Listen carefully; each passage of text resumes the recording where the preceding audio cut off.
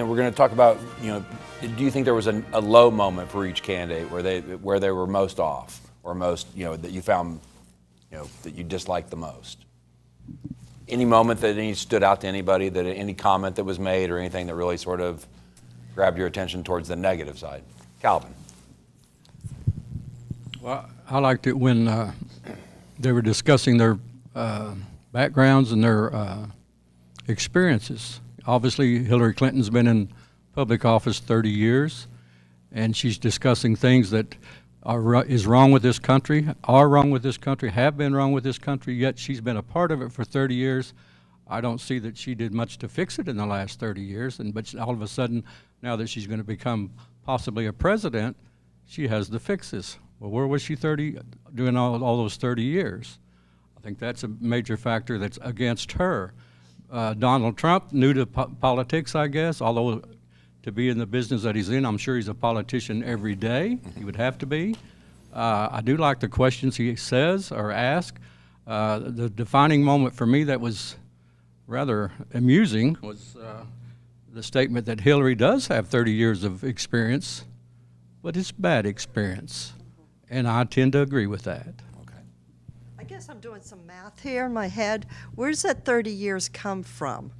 She's been Secretary of State, then she was senator. When did she become senator?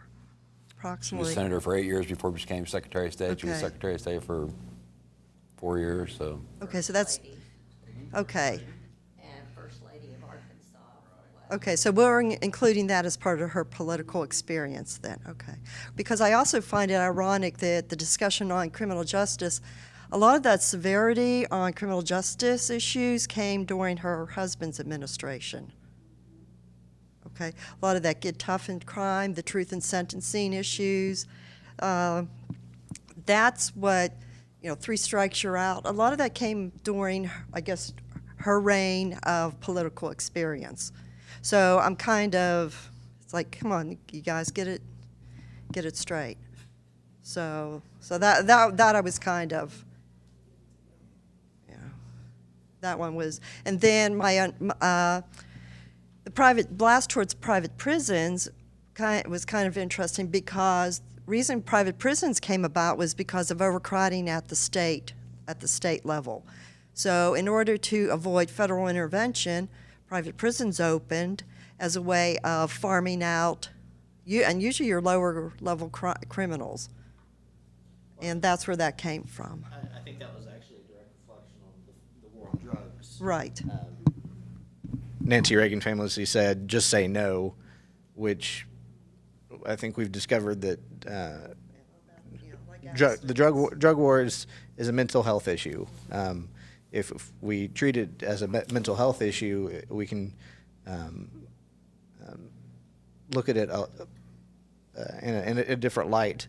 And so when we're criminalizing and disproportionately punishing minorities who are more likely to use marijuana or cocaine, I think that's where we need to get. yeah, but I think these disproportionate, and as she talked about the minorities and our relations with them, that overcrowding in the prisons was a direct reflection of these policies that she's trying to address, the disproportionate judicial systems that are affecting minorities. And it continues that minorities tend to be at higher risk in order of not only just incarceration but also arrest. And I guess I feel like a credible source on this. I used to be the director of the Oklahoma Criminal Justice Statistical Analysis Center during the 90s, so I'm very familiar with a lot of what went on during those days. And some of the broken windows, and granted the frisking thing, the racial profiling, that stuff needed to stop. I mean, somebody in my family is probably just as likely, to be stereotyped as a East Coast Italian American, as a lot. So that I understand. And Steve, what do you think were the highlights?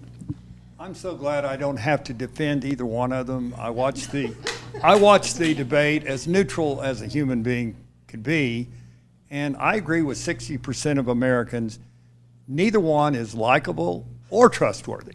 And I think that says it all. And it's a sad comment on the state of the presidential race. Yeah, anything else on lowest moment, highest moment? Could I throw in a comment with this? In my opinion, with what we have today, you know, this great country that we have with the great leaders that we've had in the past, it's just amazing what we've had. But look what we have now. I'm shocked. I'm appalled. I'm embarrassed for this country, for the rest of the world, with the candidates that we have to show the world. This is all we can produce. The United States of America, the greatest country on the face of the world, of the earth, and this is it. I think All we found the see- one thing that the entire panel agrees on. And- Is that true? I and mean, if- do you all if- feel if that I may way? end it with this, you know, we have bad and worse. You can vote for the bad one. You can vote for the worse one. It's up to you to determine which one they are. I have low moments. I thought I agreed with most of what Clinton had to say, so I may be biased, but I thought sometimes she came off as too rehearsed or too politician. I think that turns a lot of voters off.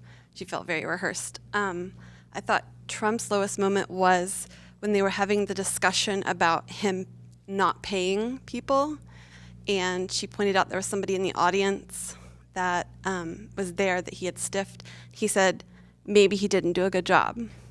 Well, that does not give you the right to not pay somebody for doing a job. Like, if I have someone come into my house and work and I don't love what they did, I don't get to say, well, I'm not going to pay you. Like, that's not how it works. And he is not above the law, and he's not above the rest of us who have to pay our bills, regardless of whether we agree with them or not. So I thought that was his lowest moment. Any other low or high moments? Anybody want to share? Okay, let's move on.